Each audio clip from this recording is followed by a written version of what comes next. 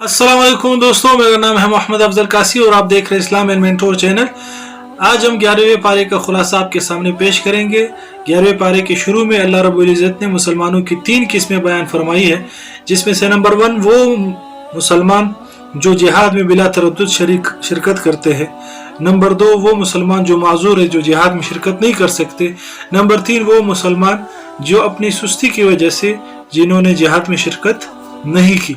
दरअसल इसमें ग़ज़वा तबूक का बयान है, जो वाक़या आप लोगों ने सुना होगा कि आप सल्लल्लाहु अलैहि वसल्लम ने सख्त गर्मी में तबूक की तरफ जाने की इरादा फरमाया, तो उसके लिए माल जमा करना चाहा, तो सब ने अपनी अपनी तरफ से इस माल में काफ़ी बढ़ चढ़ कर ताउन किया। मशहूर वाक़या आप लोगों ने सुना होगा, इस वजह से मैं सिर्फ उसकी तरफ इशारा कर रहा हूँ। आगे अल्लाह रब्बुल इज़्ज़त ने मुसलमानों की चंद सिफ़ात बयान की है मोमिनीन की।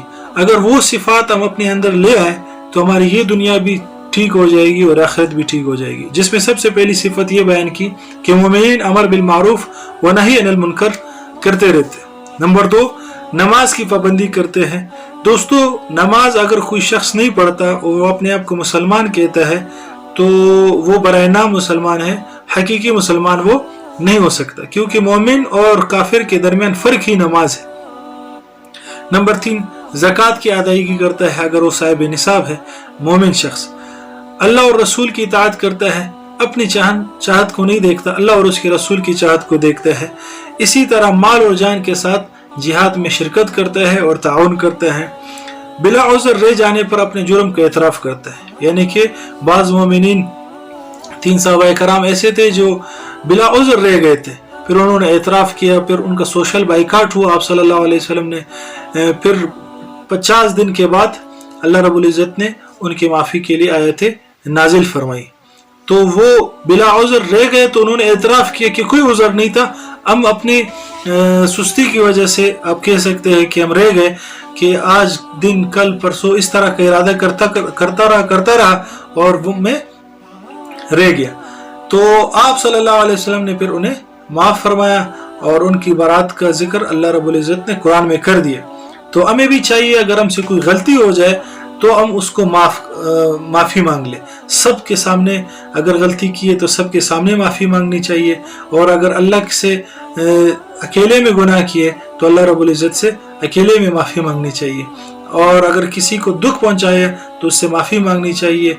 इस तरह हमारे हुकूक जो है वो रिकॉर्ड हमारा साफ़ हो जाएगा और अल्लाह रब्बुल इज़्ज़त हमारे तमाम गुनाह माफ़ कर देंगे।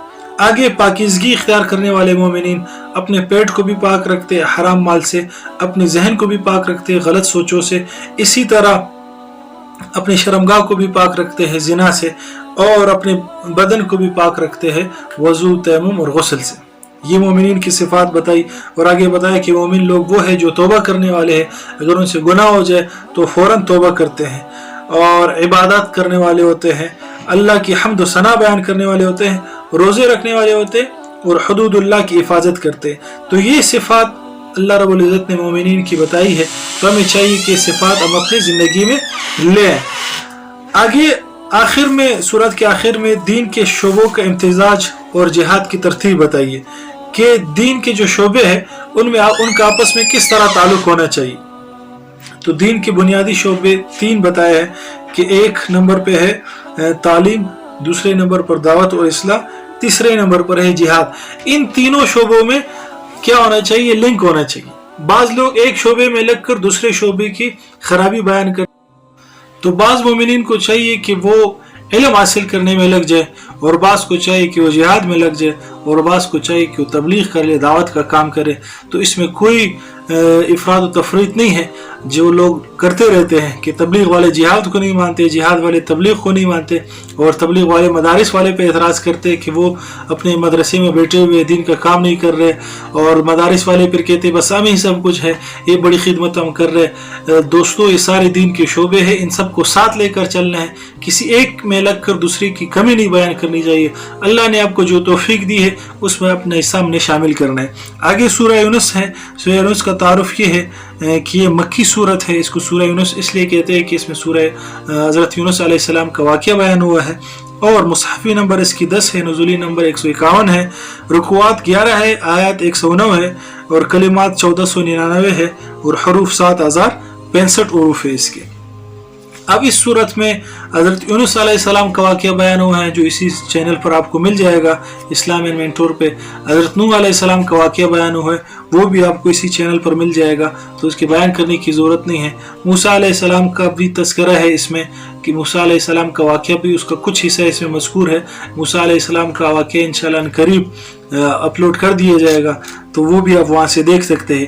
جو چیزیں اس چینل پہ موجود نہیں ہیں اس کے بارے میں ہم بات کرتے ہیں. وہ سب سے پہلا ہے کہ آیت نمبر 1 سے لے کر 70 تک کفار کا عناد اور استدلالی اور عقلی جوابات ان کو دیے گئے ہیں, وہ بتائے گئے ہیں. سب سے پہلا کفار کا عناد کیا ہے کہ انہوں نے توحید کا انکار کیا اور عقیدہ توحید کے ساتھ کے بجائے شرک کیا. توحید کے عقیدے کو اپنانے کے بجائے شرک کا عقیدہ اپنایا اور اللہ کے ساتھ بتوں کو اور مشرکوں کو اور دوسرے چیزوں کو شریک ٹھہرایا. دوسرا کفار نے کیا کیا, نبوت کا انکار کیا اور نبی کو ماننے سے انکار کیا. تیسرے نمبر پر وحی کا انکار کیا اور قرآن کو کہا کہ تم پورا نہیں مانتے اور کہا کہ یا بعض اس میں سے جو ہمارے معبود کی کمیاں بیان کی گئی ہے اس کو نکال دیا جائے. تو یہ فرمائشیں انہوں نے کی تو اللہ رب العزت نے ان کے جوابات دیے 3 طریقے سے. ایک طریقہ یہ اختیار کیا کہ آخرت اور دنیا کا موازنہ کر کے ان کو دعوت دی کہ دیکھو دنیا کی مثال کھیتی جیسی ہے کہ کھیتی جب اگتی ہے اس کے بعد پھر ایک وقت آتا ہے کہ وہ بالکل ختم ہو جاتی ہے. تو دنیاوی زندگی بھی اسی طرح ہے کہ ایک دن ختم ہو جائے گی, ہمیشہ ہمیشہ کے لیے نہیں رہے گی. دوسرا جواب اعترافی دلائل کے ساتھ سوالات کیے ان کے ساتھ کہ بتاؤ کہ رازق کون ہے, بتاؤ کہ زندگی اور موت کس کے ہاتھ میں ہے, بتاؤ کہ مالک کون ہے. تو اس کا جواب اگر انصاف کے ساتھ دیا جائے تو اس کا جواب یہی ہوگا کہ اللہ رب العزت ہی ہمارے خالق مالک اور رازق ہے. اور آگے قرآن کے اعجاز کو ثابت کیا اور اس کی حقانیت کو ثابت کیا کہ قرآن ایسی کتاب ہے کہ اس جیسی کتاب کوئی لا ہی نہیں سکتا. کتاب تو کیا ایک سورت نہیں لا سکتا, سورت تو کیا ایک ذرا آیت بھی نہیں لا سکتا. تو جب کوئی لا نہیں سکتا تو اس سے یہ ثابت ہوا کہ قرآن اللہ کی کتاب ہے. آگے یہ بتایا گیا کہ قرآن روحانی بیماریوں کا علاج ہے, اس میں تمام بیماریوں کا علاج اسی قرآن میں ہے. اگر ہم قرآن کو صحیح معنوں میں پڑھ لیں اور اس میں جو علوم ہے اس کو حاصل کر لیں تو ہمیں تمام علوم سے مستغنی کر دے گا. آگے بتایا کہ حق کی حمایت اور مخالفت کا انجام کہ جو حق کی حمایت کرتے ہیں لا خوف علیہم ولا هم يحزنون کہ ان پر کوئی غم نہیں ہوگا اور وہ بالکل خوش و خرم ہوں گے. اور فرمایا کہ ولی وہ شخص ہوتا ہے کہ جو ایمان لاتا ہے اور وہ تقوی اختیار کرتا ہے. تو اولیاء اللہ کی پہچان یہ بتائی کہ وہ بے غم ہوتے ہیں, وہ اللہ پر ایمان رکھتے ہیں اور تقوی اختیار کرتے ہیں. اگر ہم نے بھی اللہ کا ولی بننا ہے تو ہمیں بھی اللہ پر مضبوط کامل ایمان ہونا چاہیے اور اس کے ساتھ ہمیں یہ تقوی بھی اختیار کرنا چاہیے. آگے بتایا کہ انسان کا اپنے رب کے ساتھ رویہ یہ ہوتا ہے کہ جب اللہ رب العزت بندے پہ نعمتیں نازل فرماتے ہیں, خوشی ہوتی ہے تو وہ بندہ اللہ کو بھول جاتا ہے, اور جب اس پہ کوئی مشکل پیش آ جاتی ہے تو وہ کھڑے ہو کر بھی دعا کرتا ہے, بیٹھ کر بھی دعا کرتا ہے, لیٹ کر بھی دعا کرتا ہے, ہر وقت اللہ کو پکارتا ہے. تو اللہ رب العزت نے یہ تذکرہ کیا. مسجد زرار کا تذکرہ ہوا کہ بعض منافقین نے ایسی مسجد بنائی کہ یہ ہمارا ہیڈ کوارٹر ہوگا اور مسلمانوں کے خلاف چالے یہیں سے چلیں گے, اور آپ صلی اللہ علیہ وسلم کو دعوت دی کہ افتتاح کے لیے آئے تو اللہ رب العزت نے ان کو منع فرمایا. پھر اللہ کے رسول نے اس مسجد کو بالکل جلا دیا اور بتایا کہ اصل مسجد مسجد تقوی ہے جو کہ مسجد قباء کے نام سے مشہور ہے, آج بھی موجود ہے. اور آخر میں آیت نمبر 104 سے لے کر ختم سورت تک دعوت کے آداب بتائے. نمبر 1 دعوت کا ادب یہ ہے کہ داعی کو چاہیے کہ وہ توحید کا اقرار کرے اور توحید کی دعوت دے. نمبر 2 اور فرمایا کہ مومنین کے ساتھ صحبت اختیار کرے کہ کونوا مع الصادقین, سچوں کے ساتھ ہو جاؤ, اچھے لوگوں کے ساتھ ہو جاؤ. کہتے صحبت صالح ترا صالح کنت و صحبت طالح ترا طالح کنت. نیک لوگوں کے ساتھ رہو گے تو نیک ہو جاؤ گے, برے لوگوں کے ساتھ رہو گے تو برے ہو جاؤ گے. حدیث میں بھی اس کی ایک مثال اس طرح بیان کی گئی ہے کہ اگر آپ خوشبو لینے جاؤ گے تو खुशबू ना भी लोगे फिर भी खुशबू लग जाएगी। अगर आप भट्टी में जाओगे तो लाजमी धुआं तो लाजमी आपको लगेगा। तो इसी तरह जो नेक लोगों के साथ उठता बैठता है वो खुद ब खुद नेक हो जाता है, और जो बुरे लोगों के साथ उठता बैठता है तो वो बुरा बन जाता है। तो हमें भी चाहिए कि हम अपने दोस्तों को इंतखाब जब हम करते हैं उनका तो सोच समझ कर करें। आजकल ये बहुत ही बड़ा मर्ज है कि दोस्तों की वजह से अक्सर लोग दीन से हट रहे हैं, और हदीस में आता है अलमरु अला दीन खलीलिही, कि बंदा अपने दोस्त के मज़हब पे होता है, जैसे उसका दोस्त करता है ये भी उसी तरह करता है। और लाइफ स्किल्स के जो माहिरीन हैं वो कहते हैं कि आप अपने 5 दोस्तों के नाम और काम हमें बता दो, हम आपको बताएंगे कि अगले 5 साल बाद आप किस स्टेज पर होंगे। यानी आपकी तरक्की और पस्ती का एतबार आपके दोस्तों से वो लगाते हैं कि आपके जिस किस्म के दोस्त होंगे उसी किस्म की आप तरक्की करेंगे या पस्ती में जाएंगे। तो सोच समझ कर अपने दोस्तों का इंतखाब करना है, वरना ऐसा ना हो कि दोस्त हमारे बुरे हो तो हम भी बुराई की तरफ जाने वाले बन जाए। तो बहुत ही ख्याल से और एहतियात से ये करना है कि हम अपने दोस्तों की चॉइस करनी है, और कोशिश की जाए कि ऐसे दोस्त का इंतखाब किए जाए जो हमें इल्म से ज़रा आगे हो। उनके साथ उठने बैठने से एक तो हमें इल्म आएगा, और दूसरा तकवा में भी हमसे आगे हो, वो हमें नमाज की तरफ बुलाए। अगर हमारा दोस्त हमें नमाज की तरफ बुला रहा है, हमें कोई अच्छी किताब दे रहे पढ़ने के लिए, कोई अच्छी वीडियोस बता रहा है कि इसको देख ले, तो समझो वो आपका हकीकी दोस्त है, वो आपकी भलाई चाहता है। और अगर कोई दोस्त ना आपको कोई किताब बता रहा है, ना कोई लेक्चर बता रहा है, ना कोई ऐसी चीज़ बता रहा है जिससे आपका फ़ायदा हो, दोस्तों की सिलेक्शन कैसी करनी है कि सबसे पहले आपने अपना विजन बनाना है कि आप ज़िंदगी में करना क्या चाहते हैं, फिर उसी के मुताबिक अपने दोस्तों को पसंद करना है, उनके साथ दोस्ती करनी है। आजकल मसला ये होता है हमारे सारे दोस्त ऐसे होते हैं जिनका हमारे विजन से कुछ लेना देना नहीं होता।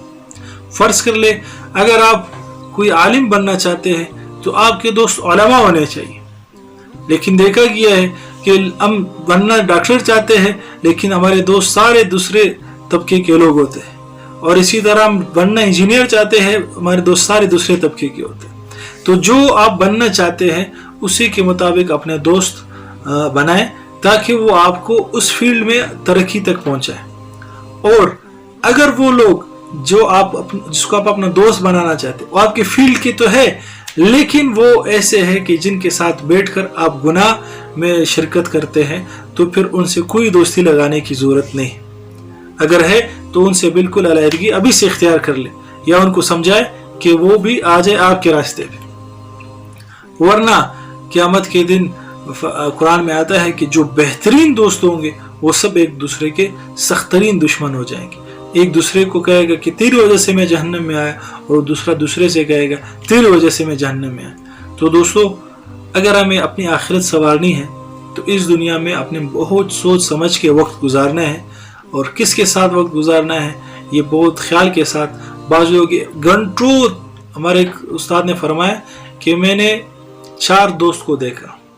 हमारे इलाके में एक जगह है, फास्ट फूड की जगह है, तो वहाँ कहा कि 4 साल तक मैं मुसलसल मैंने 4 दोस्तों को रोजाना 4 घंटे तक एक जगह पर बैठे देखा कि मैं जब जाता वो बैठे होते, वापस 4 घंटे के बाद आता तब भी वो बैठे होते, और कोई काम नहीं होता, लूडो या चक्का और जो कैरम बोर्ड है यही खेलते रहते और फजूल की बातें करते रहते। और हमारे एक दोस्त ने हमें बताया कि हम 5 आदमी 1 पाव दाल खरीदने के लिए दुकान गए।